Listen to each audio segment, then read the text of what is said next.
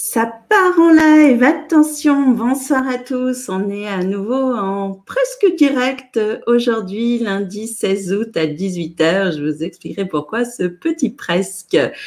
Alors attention, j'allume la caméra. Aujourd'hui, on va parler du pitch, un élément super important pour répondre à cette question en fait qu'on nous pose tout le temps qui est mais qu'est-ce que tu fais dans la vie? Quel est ton métier? Quel est ton job? Qu'est-ce que tu fais?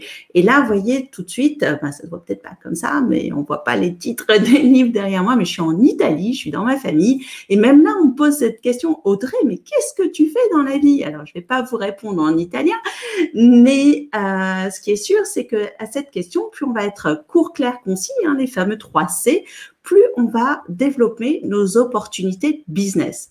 Alors ici, avec la DIA, peut-être pas, mais même sur son lieu de vacances, quand on rencontre des gens, et puis dès la rentrée, j'espère bien qu'on va pouvoir avoir à nouveau plein de réunions avec d'autres entrepreneurs, des rencontres professionnelles, des réunions de networking, eh bien, plus on va être performant dans notre réponse à cette question, qu'est-ce que tu fais dans la vie, plus on va pouvoir développer notre chiffre d'affaires, notre portefeuille client, notre portefeuille de prospects, de clients potentiels, et donc on va pouvoir développer nos business.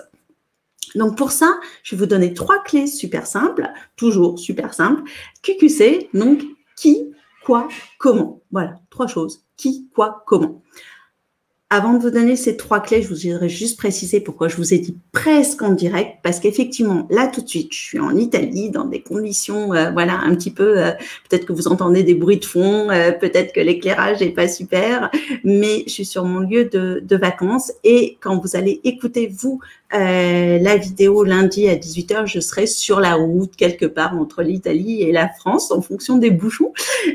Donc voilà, j'ai un peu triché, j'enregistre. C'est quand même dans les conditions du direct, donc il y aura tous les toutes les hésitations, toutes les bêtises que je peux dire, mais c'est pas tout à fait en direct. Ça veut dire surtout que je pourrais pas répondre tout de suite aux commentaires que vous pouvez mettre sur Facebook, là, sur la page Facebook, dans le groupe ou à l'endroit où vous regardez cette vidéo.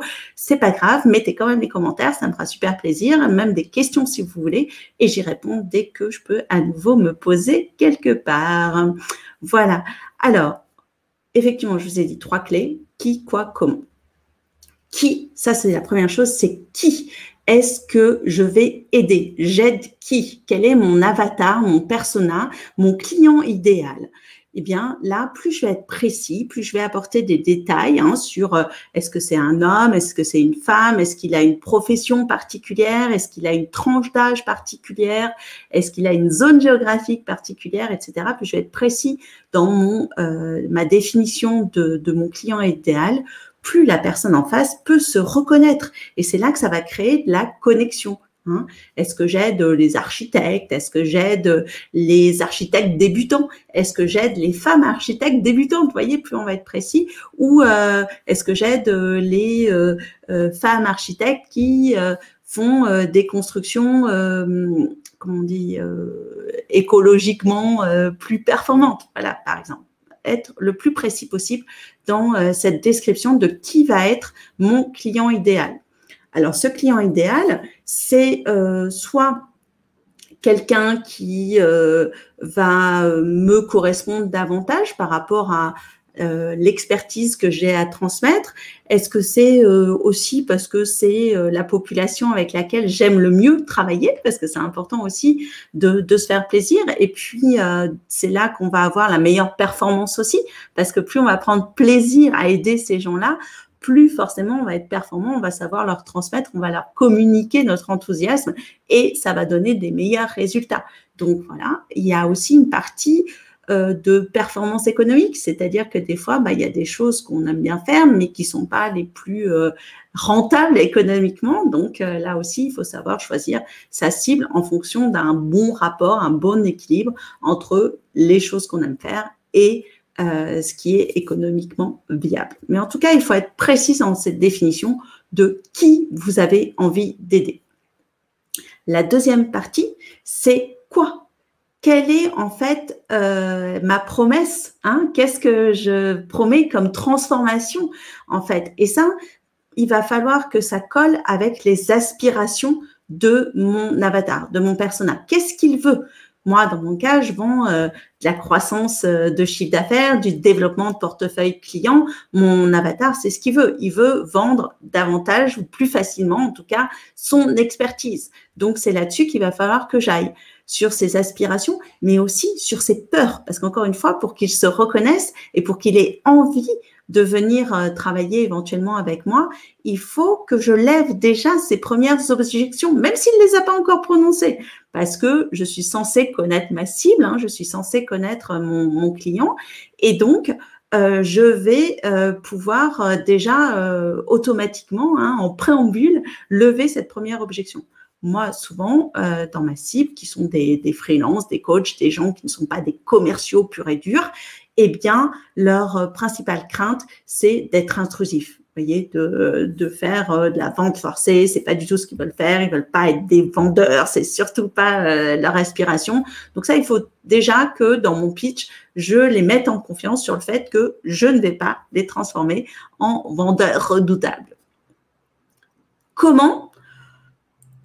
Ça, c'est la troisième partie, c'est qu'est-ce que je vais proposer comme méthode? Quels sont les outils éventuellement qu'on va utiliser dans cet accompagnement? En fait, est-ce que ça va être quelque chose qui va se passer en présentiel? Est-ce que c'est quelque chose qui va se passer plutôt en visio? Est-ce que c'est un accompagnement collectif? Est-ce que c'est un accompagnement plutôt individuel? Vous voyez, toutes ces questions, en fait, qui vont aussi là rassurer et donner des éclaircissements à notre public, eh bien, ça va être important de le dire. Est-ce que j'ai aussi peut-être une méthode déposée, c'est-à-dire quelque chose que j'ai créé, ou une méthode un peu plus universelle que j'utilise, qui a une certification, un label, voilà, des outils particuliers? Ça va être important de les mettre en avant pour que la personne sache à quoi s'attendre.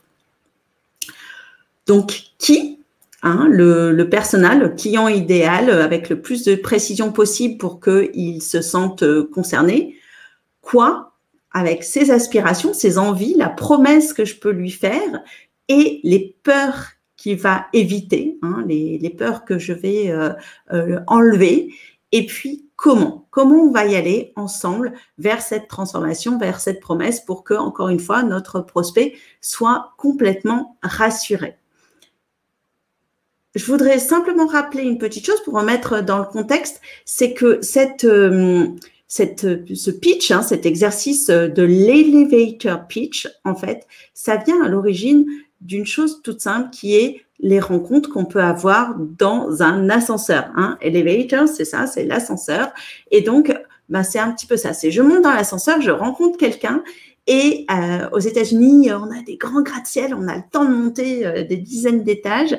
Eh bien, je vais pouvoir essayer de pitcher, de développer mon idée auprès de quelqu'un qui peut devenir un investisseur potentiel. C'est pour ça que c'est intéressant d'avoir différentes versions de son pitch, parce que par rapport à ce concept de l'ascenseur, eh bien, si on a 5 étages à partager, il va falloir que je sois vraiment très brève, très précise. Et si j'ai 20, 30 étages à monter avec la personne, eh bien, j'ai plus de chances, je vais pouvoir développer un petit peu plus. En rencontre réseau, on est souvent sur des durées qui vont être aux alentours d'1 à 2 minutes. Dans quelques cas, plutôt 5. Mais voilà, donc c'est bien d'avoir plusieurs versions aussi de son pitch, plus ou moins développées, pour pouvoir répondre aux différentes circonstances et donc avoir une version d'1 minute et puis peut-être une version de 3 à 5 minutes un petit peu plus développée. C'est intéressant pour vous de faire cet exercice, là, tout de suite après la vidéo, de vous dire, attends, si moi j'ai à répondre à cette question, qu'est-ce que je fais dans la vie? Eh bien, comment je vais pouvoir gérer ça et répondre à ces 3 questions? Mais au fait, j'aide qui? À faire quoi? Et comment? Je vous partage juste le mien pour vous donner une idée. Alors, c'est peut-être pas la meilleure version de mon pitch, mais c'est un exemple que je peux vous donner. Vous voyez, là, on peut dire, moi, Audrey, j'aide les freelances et coachs à développer leur chiffre d'affaires en étant fiers de leur expertise et sans les transformer en vendeurs requins. Je leur propose des outils commerciaux simples et performants qu'ils pourront directement mettre en pratique, même s'ils n'ont pas d'expérience de la vente. Parce que ça aussi, ça fait partie des freins de mon avatar, c'est de se dire « Ouais, mais moi, je suis pas vendeur, moi, j'ai pas envie de tomber là-dedans, j'ai pas de compétences commerciales pures et dures. Est-ce que je vais y arriver ?» Eh bien oui, vous allez pouvoir y arriver, bien sûr. Il n'y a pas de raison puisqu'on va être sur des choses vraiment très simples, très pratiques, très concrètes.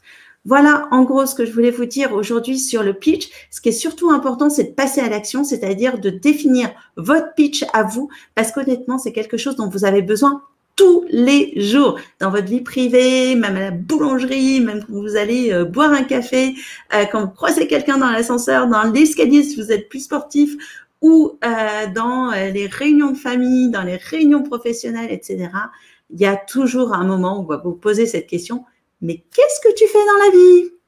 Je vous souhaite une très bonne soirée et à très très vite pour un prochain live en vrai live. À bientôt. Ciao.